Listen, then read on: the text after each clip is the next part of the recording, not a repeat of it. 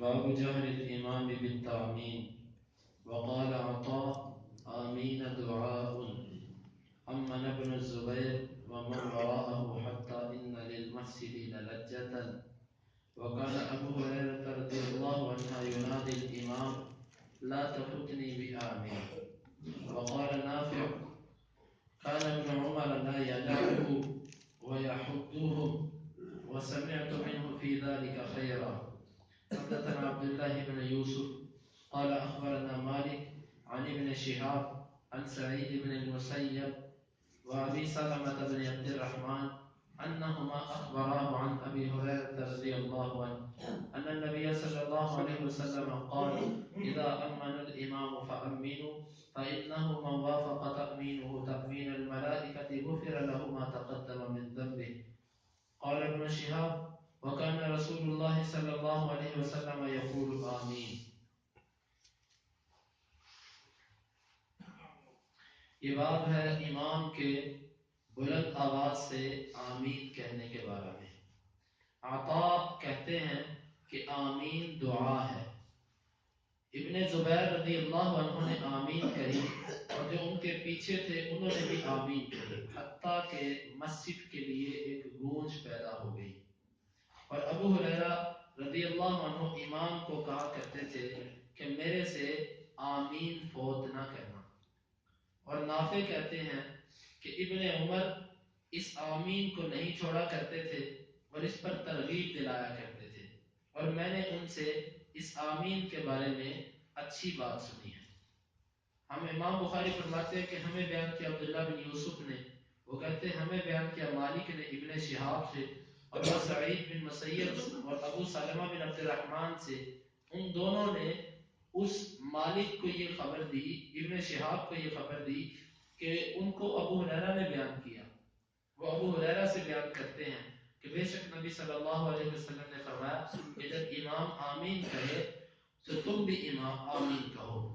پس بے شک جس کی آمین فرشتوں کی آمین سے موافق ہو گئی تو اس کے پہلے والے تمام گناہ معاف کر دیے جائیں گے. اور ابن شہاب کہتے ہیں کہ رسول اللہ صلی اللہ علیہ وسلم آمین کہا کرتے تھے. امام کا بلند آواز سے آمین کہنا. امام بخاری نے امام کے بلند آواز سے آمین کہنے کا باب مستقل باندھا اور پھر درمیان میں آمین کی فضیلت کا باب اور اس کے بعد پھر یہ باب باندھا باب جہر المأموم بالتآمین کہ مقتدیوں کا بلند آواز سے آمین کہنا. امام بخاری نے یہ باب کیوں باندھا واللہ عالم بالصواب. بظاہر جو معلوم ہوتا ہے کہ امام بخاری کچھ لوگوں پر رد کرنا چاہتے ہیں. ان کی فقہ کا مسئلہ یہ ہے کہ امام آمین نہیں کہے گا. فقہ میں یہ لکھا ہوا ہے کہ امام آمین نہیں کہے گا. بعض لوگوں کا یہ موقف ہے. کیوں؟ وہ ایک ایسی حدیث سے استدلال کرتے ہیں کہ جس حدیث میں کچھ بات کو بیان کیا گیا اور پوری کو نہیں کیا گیا. یاد رکھو مسئلہ جو ہے امانتاً دیانتاً صحیح مسئلہ بیان کرنا ایک عالم دین کی ذمہ داری ہے. اگر وہ اس مسئلے کو بیان کرنے میں خیانت کرتا ہے تو وہ اللہ کا بہت بڑا مجرم ہے. اس کی وجہ یہ ہے کہ عوام الناس ہر مسئلے پر تحقیق کرنے سے تو رہی. اب وہ جو روایت پیش کرتے ہیں وہ روایت یہ ہے کہ نبی صلی اللہ علیہ وسلم نے فرمایا اذا قال غیر المغضوب علیہم ولا الضالین فقولوا آمین. جب امام غیر المغضوب علیہم ولا الضالین کہے تو تم آمین کہو. وہ کہتے ہیں امام کی آمین کہنے کا وہاں پر ذکر نہیں ہے اس لیے امام آمین نہیں کہے گا. اور مقتدی آمین کہے گا. امام ولا الضالین کہے گا, مقتدی آمین کہے گا, امام آمین نہیں کہے گا. یہ بعض لوگوں کا مسئلہ ہے. امام بخاری ان پر رد کرنا چاہتے ہیں. یہاں پر دو چیزیں امام بخاری نے ثابت کی. ایک تو آمین کہنا ثابت کیا اور دوسرا آمین بلند آواز سے کہنا ثابت کیا. یہ دونوں چیزیں ثابت کی اور جو دلیل لے کر آئے سب سے پہلے عطا بن ابی رباح. یہ کون عطا بن ابی رباح ہے؟ جو امام ابو حنیفہ رحمہ اللہ کے استاد ہیں. اور امام ابو حنیفہ ان کے بارے میں فرماتے ہیں کہ میں نے آسمان کی چھت کے نیچے عطا بن ابی رباح جیسا شخص نہیں دیکھا. یہی دلیل ہے کہ امام ابو حنیفہ تابعی نہیں تھے, تبع تابعی تھے. کیونکہ اگر وہ تابعی ہوتے، انہوں نے صحابی کو دیکھا ہوتا تو وہ یہ نہ کہتے کہ آسمان کی چھت کے نیچے جس کو میں نے دیکھا ہے ان میں سے سب سے افضل عطا بن نبی رباح، پھر وہ صحابی کو کہتے کہ صحابی سب سے افضل ہوتا ہے۔ یہ دلیل ہے کہ وہ تابعی نہیں تھے، تبع تابعی تھے۔ اور وہ فرماتے ہیں، اور یہ عطا بن نبی رباح وہ ہیں کہ عبداللہ بن مسعود عباس سے بھی جب کوئی مسئلہ پوچھتا تو وہ کہا کرتے تھے کہ تم کس علاقے سے ہو؟ جب وہ اپنے علاقے کا بتلاتا جو عطا بن نبی رباح کا علاقہ ہوتا تو عبداللہ بن عباس کہا کرتے تھے کیا ادھر عطا بن نبی رباح نہیں ہے؟ تم میرے سے مسئلے پوچھ رہے ہو؟ اتنے یہ عظیم امام ہیں۔ تو امام بخاری ان کا یہ قول لے کر ہیں کہ آمین دعا ہے، اس بات کی طرف اشارہ کہ دعا کے اندر سب شریک ہے، یعنی کہ جتنی دعائیں ہیں، اب رکوع کی دعا، سجدے کی دعا، دو سجدوں کے درمیان بیٹھنے کی دعا، تشہد کی دعا، سوائے قرات کے جتنی دعائیں ہیں سب دعاؤں میں امام اور مقتدی اپنی اپنی پڑھتے ہیں، حتیٰ کہ بعض لوگوں کے نزدیک امام قرات بھی کرتا ہو تو سبحانک اللہم و بحمدک و تبارک اسمک و تعالی جدک و لا الہ غیرک وہ پڑھتے ہیں امام کے پیچھے۔ کیوں پڑھتے ہیں؟ کہتے ہیں یہ دعا ہے۔ تو عطا بن نبی رباح نے کہا کہ آمین تو دعا ہے، اور جس چیز کی فاتحہ سے کے علاوہ پڑھنے میں ممانت ہے وہ قرات ہے، تو آمین قرات نہیں ہے، آمین دعا ہے، یہ کہی جائے گی، یہ قرآن کا حصہ نہیں ہے آمین، لیکن اس کو کہا جائے گا۔ امن ابن الزبیر ومن وراءه حتى ان للمسجد للجا، عبداللہ بن زبیر رضی اللہ عنہ نے جماعت کروائی اور انہوں نے آمین کہی، اور جو ان کے پیچھے تھے انہوں نے بھی آمین کہی، حتیٰ کہ مسجد کے اندر گونج پیدا ہو گئی۔ یہ عبداللہ بن زبیر کون ہے؟ یہ نبی صلی اللہ علیہ وسلم کے عظیم صحابی ابو بکر رضی اللہ عنہ کے نواسے عبداللہ بن زبیر کے، جنہوں نے کچھ دیر کے لیے خلافت بھی قائم کی اور مکہ کے اندر انہوں نے اپنا نظام سنبھالا، امام بنے، جماعت کرواتے، صحابہ ان کے پیچھے کھڑے ہوتے، اور نبوی مسجد کے اندر بھی یہ امام مسجد کے اندر یہ جماعت کروا رہے ہیں، اور وہاں پر مسجد کے اندر گونج پیدا ہو گئی۔ بعض لوگ کیا کہتے ہیں؟ وہ کہتے ہیں جی گونج تو شاید اس لیے پیدا ہوئی تھی کہ مسجد کی جو چھت ہے نا وہ قریب تھی، اتنی آواز پھیل نہیں سکتی تھی، طرح طرح کی تعویلات کرتے ہیں اس کا جواب دینے کے لیے۔ مصنف عبد الرزاق کے اندر اور دیگر کتابوں میں یہ مسندن، یہ اصل امام بخاری نے یہاں پر تعلیقاً ذکر کیا، لیکن دوسری کتابوں کے اندر یہ سند کے ساتھ موجود ہے۔ جب یہ بات ثابت ہو گئی کہ عبداللہ بن زبیر اونچی آمین کہتے اور اس کے جو پیچھے تھے وہ بھی آمین کہتے تاکہ مسجد میں گونج پیدا ہو جاتی، پھر اس میں کیا مانگتی ہے؟ کیا پیچھے رہ گیا؟ ترمذی کی روایات، ابو داؤد، ابن خزیمہ اور ابن حبان کی روایت تو میں ابھی پیش نہیں کر رہا، یہ تو بخاری کے اندر جو مسئلہ موجود ہے میں تو اس کی بات کر رہا ہوں کہ بخاری کے اندر یہ لکھا ہے کہ امام نے آمین کہی، اس کے پیچھے جو مقتدی تھے انہوں نے آمین کی، مسجد میں گونج پیدا ہوئی۔ گونج کس چیز سے پیدا ہوتی ہے؟ مختی آمین کہنے سے کبھی گونج پیدا نہیں ہوتی، آمین اونچی آواز سے کہی جائے تو گونج پیدا ہوتی ہے۔ ہاں ایک چیز کے ہم بھی قائل ہیں کہ بعض جو بچے ہوتے ہیں بعض دفعہ وہی ایسا کرتے ہیں، چلا کر جو بہت زیادہ شور سے آمین کہتے ہیں، اس کے لیے ہم قائل نہ ہم یہ ترغیب دیتے ہیں۔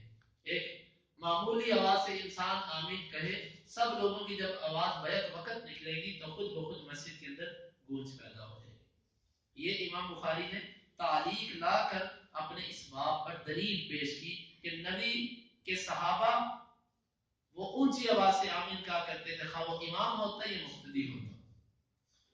اور اگلا ابو ہریرہ رضی اللہ عنہ امام کو کہا کرتے تھے کہ میری آمین میرے سے فوت نہ کرنا۔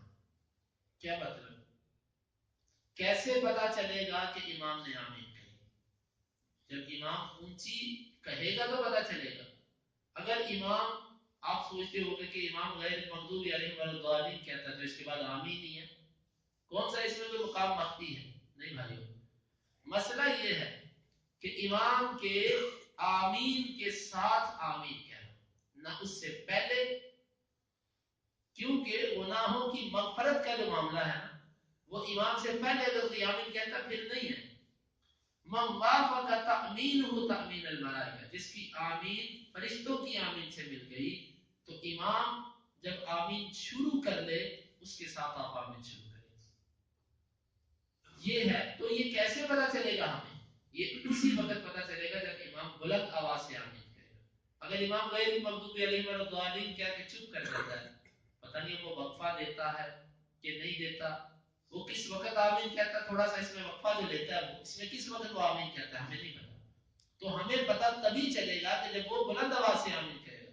تو ابو ہریرہ یہ کہا کرتے تھے کہ میری آمین میں سے فوت نہ کرنا، چھوٹ نہ جائے. اور اسی طرح نافع کہتے ہیں کہ ابن عمر جو تھے وہ اس آمین کو نہیں چھوڑتے تھے اور لوگوں کو اس پر ترغیب دلایا کرتے تھے. اور میں نے ان سے اس آمین کے بارے میں اچھی باتیں سنی ہیں، اچھے کلمات سن رکھے ہیں. تو یہ سب امام بخاری لے کر آئے ہیں آمین کو بلند آواز سے ثابت کرنے کے لیے. اب جو حدیث پیش کی وہ حدیث یہ ہے کہ نبی صلی اللہ علیہ وسلم نے فرمایا جب امام آمین کہے تو تم بھی آمین کہو.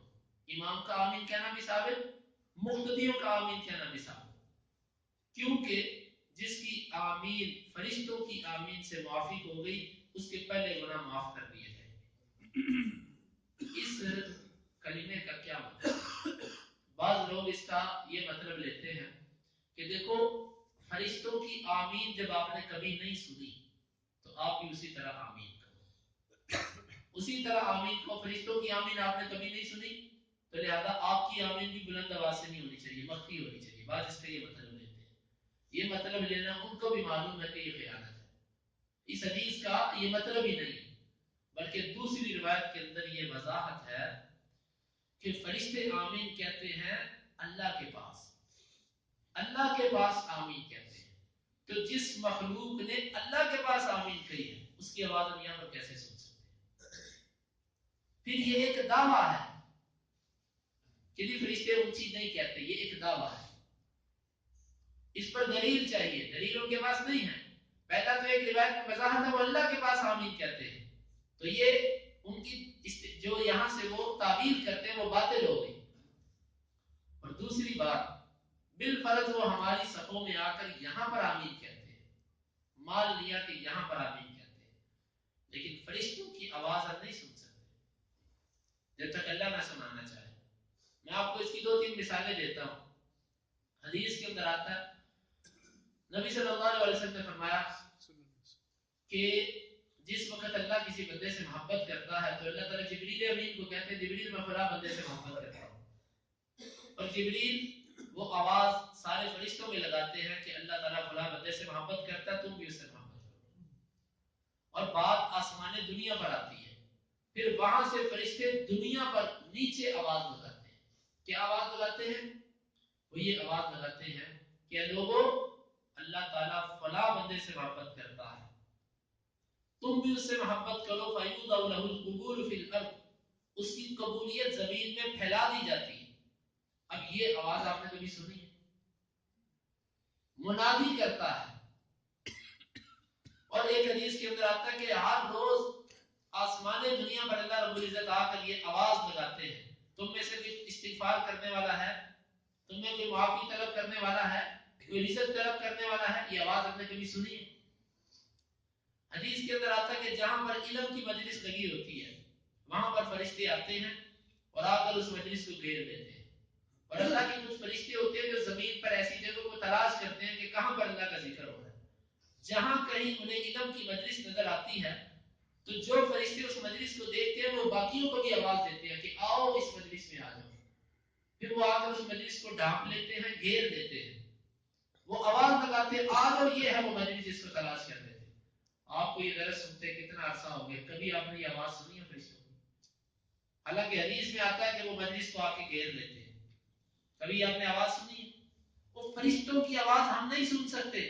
لہذا یہ جہالت ہے جو بندہ یہ کہتا ہے کہ فرشتوں کی آمین اونچی نہیں ہوتی لہذا ہم بھی اونچی نہیں کہیں گے. حدیث کے اندر وضاحت ہے کہ صحابہ اونچی آمین کہتے تھے، اللہ کے نبی کا اونچی آمین کہنا، عبداللہ بن زبیر کا اونچی آمین کہنا یہ احادیث میں موجود ہے. صریح احادیث کے مقابلے میں ایسی تعویل کرنا کہ جس کے سر پاؤں نہیں، یہ سوائے اپنے مذہب کے دفاع کے کچھ نہیں. بھائیو قرآن و حدیث ہی اصل مذہب ہے، اسی پر انسان کو کاربند رہنا چاہیے اور یہی ہماری نجات کا ذریعہ ہے.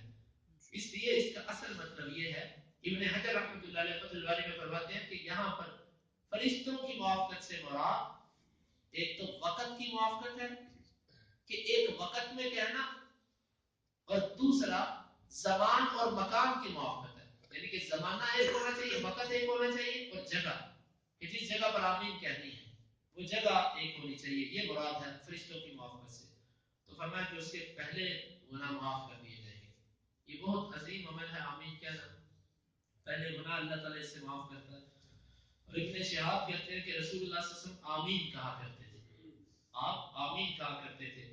تو یہ اللہ رب العزت سے دعا ہے کہ اللہ تعالیٰ ہمیں سنت پر عمل کرنے کی توفیق عطا فرمائے۔ اس مسئلے کے متعلق جو باقی گفتگو ہے آئندہ درس کے اندر، اللهم انفعنا بما علمتنا وعلمنا ما ينفعنا وزدنا علما، اللهم اقسم لنا من خشيتك ما تحول به بيننا وبين معصيتك، ومن طاعتك ما تبلغنا به جنتك، ومن اليقين ما تحمل به علينا مصائب الدنيا، متعنا اللهم بأسماعنا وأبصارنا وقواتنا أبدا ما أحييتنا، واجعله الوارث منا، واجعل ثأرنا على من ظلمنا، ولا تجعل مصيبتنا في ديننا، ولا تجعل الدنيا أكبر همنا ولا مبلغ علمنا، ولا تسلط علينا من لا يرحمنا، وآخر دعوانا